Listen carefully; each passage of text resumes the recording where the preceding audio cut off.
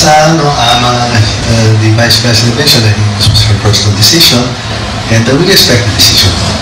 Due to our respective roles, sila po sa executive, kami po sa legislative, our interactions are limited. Umabot na dun sa nakarang budget hearings, and obviously, we miss the closer interactions that we had during the campaign.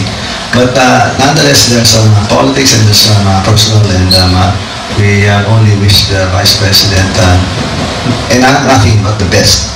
And we wish her always the best of luck in all the endeavors and in her service to the Filipino people. Ang lakas po ng loob, no? Alam nyo, walang kasiyahan tong mga makabayan black eh. Akala naman nila apektadong apektado. Akala mo talaga, eto, BP Sara faces House hot seat. Igigisa nila, balak igisa si BP Sara. Kung ako kay BP Sara, hindi ako atin ng budget hearing. O kaya mambalatuba na siya. Masyado siya mabait nung nakarang hearing eh. Pinaikot lang siya nito ni Charis eh. Sinabi, hindi na natin i-deliberate yung budget ng Vice President. Approve. Puta, kala mo talaga sinuportahan nila si BP Sara eh. Yung pala para hindi ipagtanggol. Okay. Nagbabanta po kagad ngayon. Ngayon pa lang, no? Nagbabanta na si Representative Arlene Brosas. Tignan nyo mga sinasabi. Kala mo talaga may malaking kasalanan sa Kongreso si... Bakit nyo po igigisa sa Kongreso? Ito, tanong natin ha. Tanong natin ha. Ano po ang igigisa ninyo? Nagnakaw ba? May bintang ba kayong magnanakaw si Sara Duterte at igigisa nyo? Wala po. Ano pala ang igigisa nyo kay Sara Duterte? Okay, ito ang igigisa nila kay Sara Duterte. BP Sara is not yet safe. Ba? Hindi pa raw safe si Sara Duterte from the upcoming national budget deliberation. Pucha, upcoming pa lang. Ha? Alam ko sa September pa nagaganap yan. Ngayon pa lang, June pa lang, pinagbabantaan na. Gigisahin ka namin sa budget deliberation. Hindi ka safe. Hindi safe? Bakit? Siguro may natuklasan silang ninakaw ni BP Sara. Yun ba ang ibabato sa kanya? Na may nakitang ninakaw? Hindi. Wala silang nakitang ninakaw. Hindi po magnanakaw ang mga Duterte. Matagal na nagsasalita yung mga yan ng mga pahiwatig, pero wala ni isang akusasyon na magnanakaw ang Duterte. Kaya ako bilib na bilib sa mga Duterte. Bilib ako sa mga tao sa gobyerno na hindi magnanakaw. Okay.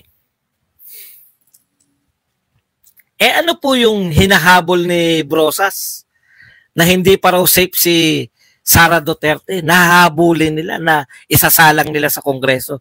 Basahin natin. On the table during the probe will be the poor performance of DepEd. Tindi, poor performance agad. 2 taon pa lang si BP Sara, poor performance agad. Paano nyo nasukat na poor performance? Ibig sabihin, yung matatag curriculum, kaya i-introduce lang yan. Wala, siguro 1 taon pa lang, wala pang 1 taon. Kumbaga, matagal po mag-introduce ng pagbabago sa DepEd eh. Di ba? Babaguhin mo yung mga curriculum eh. Ibig sabihin, yung mga gumagraduate ngayon, graduate pa po yan ng K-12 under nung nagdaan. No? Ngayon, nag-introduce po si Sara Duterte, ini-introduce pa lang. Bago mo maisalang yan, ituturo mo muna sa lahat ng mga teacher ano yung matatag curriculum. Hindi pa po yan na napapatupad. Yung ini-introduce ni Sara Duterte, hindi pa po napapatupad yan. Kasi hindi pa alam ng mga teacher ano yung bago eh. Isi-seminar pa lang yan, di ba? Alam niyo yung ibig ko sabihin? Matagal po yan. Pagkatapos ma-seminar ng teacher, tsaka pa lang isasalang. So hindi pa po nasasalang talaga yan sa DepEd. Bakit nyo masusukat kagad? Paano nyo masusukat? Kasi daw, a recent report of Program for International Student Assessment rank Filipino students second to the last in creative thinking. Yan. Second to the last daw tayo sa creative thinking. Kaya dapat daw isalang gigisay nila si Sara Duterte. Kasi yung PISA, para po sa kalaman ng lahat, yung PISA, namimili po dyan ng mga 15-year-old, itetest sila, tapos susukatin dun. Batay po dun sa PISA, second to the last tayo dito sa creative thinking. Kaya isasalang nila si Sara Duterte. Ang tanong, kailan nag-test, kailan tinest tong mga, kailan nag-test yung PISA? Makinig muna kayo ng mga ano, nag-test yung PISA 2022. Kauupo pa lang ni Sara Duterte. Ibig nyo sabihin, ako na ang DepEd. Ay, si Sara Duterte na ang DepEd, automatic na yan, tataas na tayo dito sa test. 2022 pa lang nag-test eh. Etong pinag-uusapan natin na resulta, ngayon po lumabas yung resulta ng test noong 2022. 2022, nag-test. Baka hindi pa nakakaupo si Sara Duterte nung nag-test eh.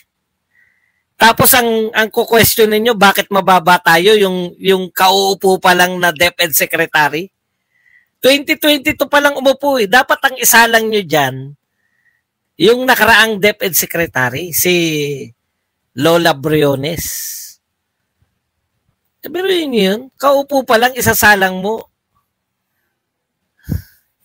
Sabi ko, sige, gawin nyo yan at mapahiya kayo kay Sara Duterte. Tandaan nyo, yung isang gustong ipahiya si Sara Duterte, yung isang senador na gustong mag-grandstanding sa harap ni Sara Duterte, hindi nakaporma.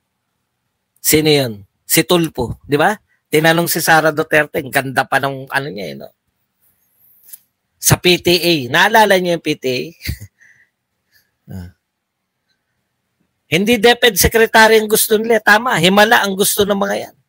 Kauupo pa lang, dineklara. Ako na ang DepEd Secretary. Ay, dapat, ano na to?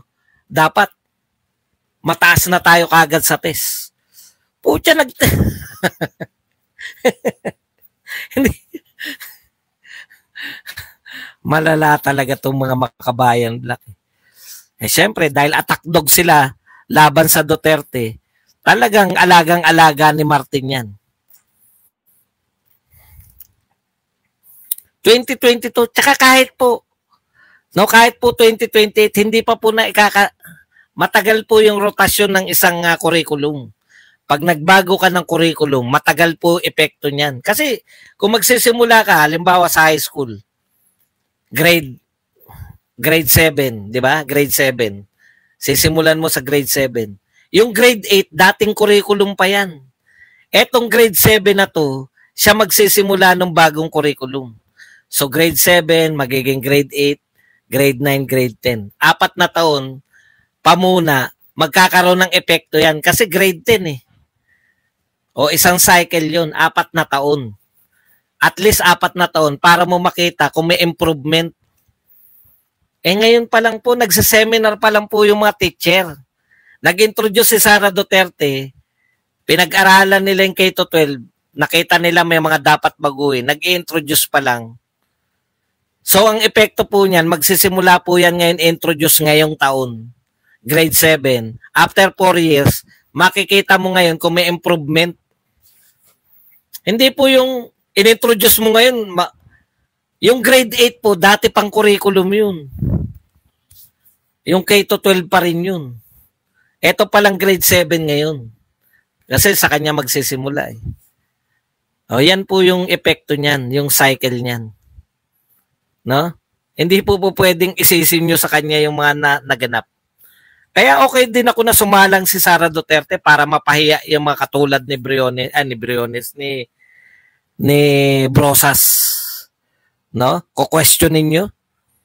Kaya nga hindi napahiya ni BP Sara yan dahil pinigilan nito ni Sandro Charis Marcos eh. Di ba? Kaya hindi napahiya.